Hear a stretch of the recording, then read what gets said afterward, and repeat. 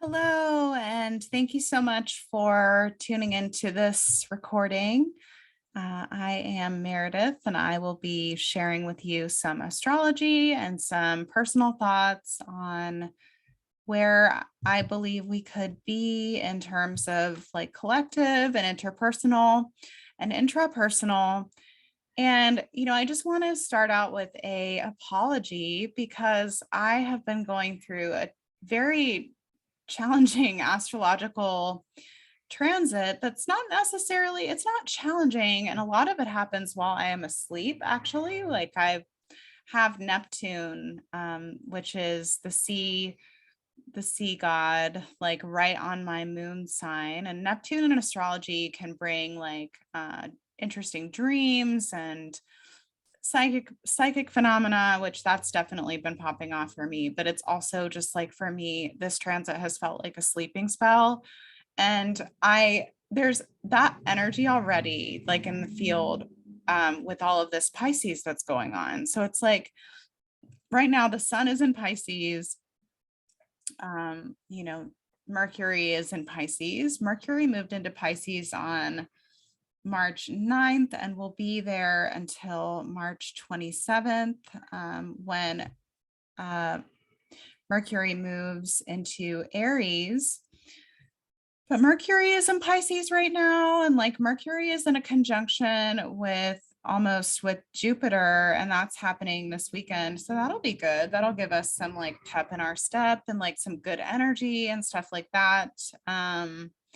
Mercury has been in this Pisces sort of fog, and I feel that, I don't know, I feel like this is like making it feels like a Mercury retrograde to me. Like it feels kind of like communications are a bit haywire, and things are a little all over the place with that, in my opinion. And technology is like, it's like petering out. It's like not, I feel that this is a really good transit for like not working, but going inside and like dreaming. And like, it's all of this energy too, like with Jupiter and Pisces moving up into a conjunction with Neptune, which is going to be on my moon sign in April, like on April 9th until the 12th. There's a lot of stuff going on in Pisces, and that is, like the sun is like with Neptune, I believe, right now, or has been this week. So,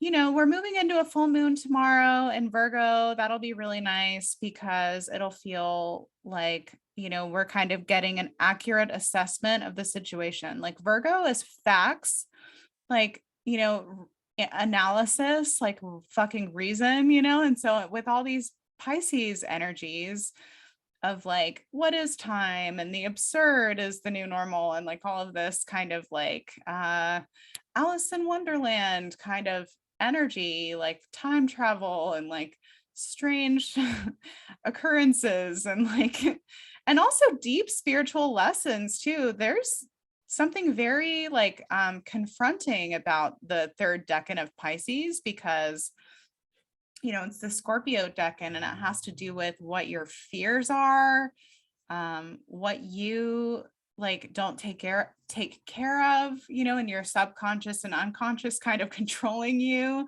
right? And so this is very similar too, like on a collective level, to the energy that we experienced in March of 2020. Really, like in February of 2020, there was a total Mercury retrograde in Pisces with Neptune like sleeping spell. And so I think that there's some elements of that going on in the realm right now. I think that, like, obviously, like, y'all know that I'm like anti-war, and like I think that like what's going on is like manufacturing consent for war, and then there's like a smokescreen, and y'all know how I feel. And so I'm really like not super keen on like bringing that into the space. Though I do think it's really important that we just use our energy for us, stay awake. Like I think that with Neptune and Pisces for the last several years since 2011, like there's one area of our lives that we could be like straight up in a delusion about and like not know, because you wouldn't know with Neptune, you know?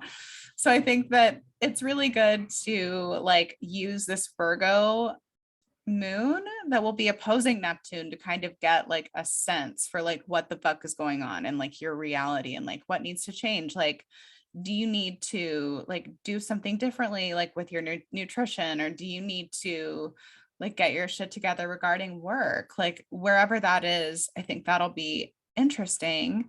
So this weekend we have a really nice conjunction with Mercury to, let's see. Yeah, with Mercury to Jupiter. And then Sunday brings in Aries season.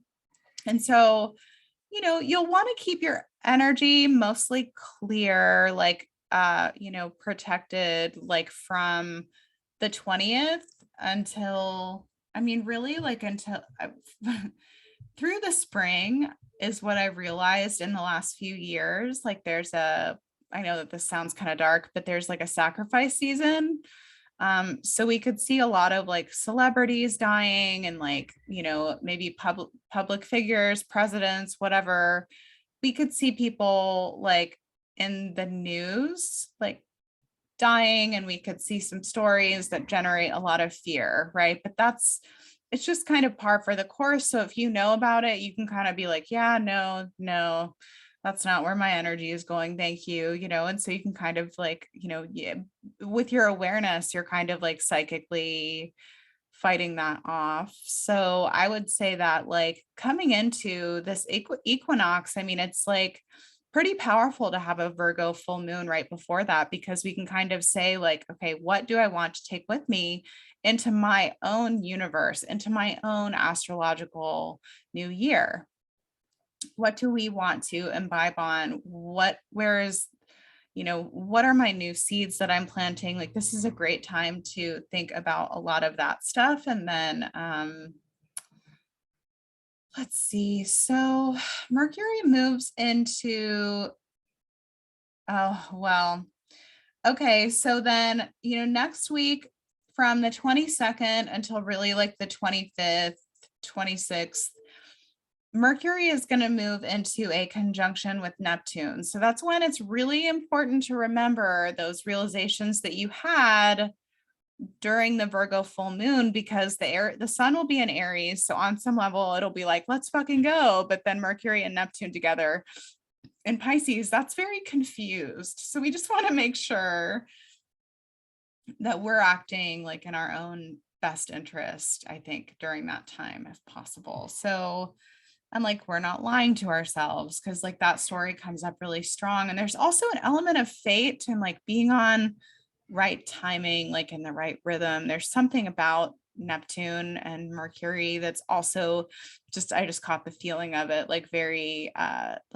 fated or like destined or something like that. But it's a very fine line. It's like a razor's edge. And I think it depends with all of this Pisces on where we're at and how we're interacting with it. Are we going to face the fears that come up, or are we going to escape into delusion and like just deception of ourselves? You know, I think that that's like a really important question to ask with this. Meanwhile, Venus and Mars are moving through Aquarius, and they conjunct at the same degree on the 6th as December 21st of 2020, when Jupiter and Saturn connected. And I want to take a second to read you guys the inside degrees, the Sabian symbols for, I think I want to read the 23rd degree of Pisces, and I want to read the 0 degree of Aquarius, because it's good content. Like it's good, but I'm going to come back to that because this website is loading and my internet sucks here. So, which is a blessing and a curse, right? So Mars and Venus are traveling together right now. They're about at like 8 and 10 degrees of Aquarius. And, you know, they're about to form a conjunction, or a square, I mean, to Uranus, which is going to happen. What looks like with Venus is going to happen the 21st. No, the 20th. Oh, interesting. Okay. So on the 20th, which is Sunday, this Sunday upcoming, Venus is going to square Uranus. So this is where we can hear from people and it surprises us. This is something coming up out of nowhere, like in our love life or like money situation that we have to adapt to, because Aquarius, I feel like, is very adaptable. You know, this doesn't necessarily have to be bad. I think it's like one of those things of like, well, how do you react? I think that the one that I'm a little bit more concerned about is next week on Wednesday, Mars is going to square Uranus, and this can actually be like power going out, or like having, like, this can be like, y'all want to make sure that you like watch what you're doing on like next week, like especially in the middle of the week, because it's like Mercury is going to conjunct Neptune and then Mars is going to square Uranus. So it's just like a time to like really like get to the center of yourself, pay attention to like what's going on around you, situational awareness, you know, that kind of thing. And it's really just like this, I feel that there's this conflict, right? That's like building in the collective, and we can feel it. And it's like people who want to be left the fuck alone, basically, versus people who want to make everybody's lives a problem. You know, and then people in between, it's not that cut and dry at all, but it is like, it's just people who have read into things and like learned things and see where things are going and like can read patterns, and people who are in denial. And we love them anyway, we sure do. But I think that this Mars squaring Uranus, like, it's just Mars and Aquarius, it like, I could see that being like the hand that wants everything to be the same way, you know, and Uranus and Taurus is like, no, we're not going to all do it the same way, because that's just like literally not how the universe fucking works, you know, whatever it is. If it's your belief that like, you know, I mean, whatever, like apply this to anything. It's like, there's a big value clash in the collective right now, like huge, you know. It seems like some people are so like fearful and like, and it seems like other people just want to fucking like live their lives. I mean, some people want to go back to normal. Other people recognize that normal wasn't that great. And we are like going through a very significant transit for the US. I mean, Pluto is at 28 degrees now, but this summer it's going to come retrograde again. And I just don't think that people realize like exactly, like, this could be with Mars squaring Uranus, like a bit of an infrastructure collapse or like an infrastructure thing, you know? And yeah, I'm not too concerned about like nuclear or anything like that. Maybe later this year, but like not, I don't, something tells me that Russia is like smoking them, and that like they want everybody, actually like the only people that are gunning for this is like US and NATO from what I've seen. But I do think that the economy is something that I continue to like have my concerns about. So I just keep, you know, putting assets in different places and hoping for the best. Also, I'm going to link my friend Daniel, who is he opened up this page to help people put their resources into trusts. And so I'm going to share that. Okay, and then at the beginning of April, Venus and Mars are going to connect with Saturn. So April 1st, Venus and Aquarius is going to, well, really, it's like the end of March, Venus connects with Saturn. So this is like in our relationships, I mean, honestly, like I feel if you're in a relationship that is not like serving your higher purpose or isn't doing the thing that you need, it like isn't like serving the purpose that it should, get out. Like, do not waste any more time. Get out. That's all I'm saying. Because I think that this end of March, beginning of April will serve for a lot of surprising beginnings and surprising endings, just my opinion. And then let's see what else. Yeah, I feel like Mars coming up against Saturn, which happens the 5th through the 6th, like that has my big, like, I'm watching that date because that in 2020, when Mars connected with Saturn, like that was when a lot of the fear porn was being poured into the minds of the masses. And honestly, like April, the beginning of April especially, has so much magic and so much value for personal ritual. Like Venus moves into Pisces on the 6th and then like is going to be a part of a conjunction with Jupiter, and Jupiter and Neptune are going to connect. I mean, it's very like has the potential to be very like liberating, and so I think that of course like there will be like a lot of propaganda to tune into, and hopefully we can all just like agree to shut it off for the beginning of April. Just gotta keep a line in, gotta stay informed, and I get that, but like I don't know, there's virtue in closing off to it, I feel like, as well. So Venus moves into Pisces on April 6th, and that's really super interesting to me because I feel that I don't know, that's just going to be like the loving, like romantic kind of energy, that like the idealistic energy that some of us need.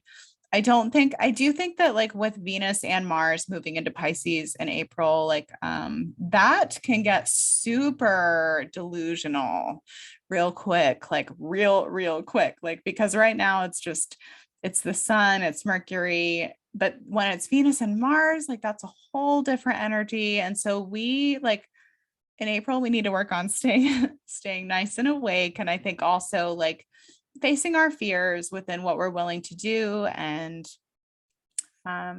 you know, like really like taking everything as a spiritual lesson too, I think is like it's like a virtue of Pisces in my opinion. So yeah.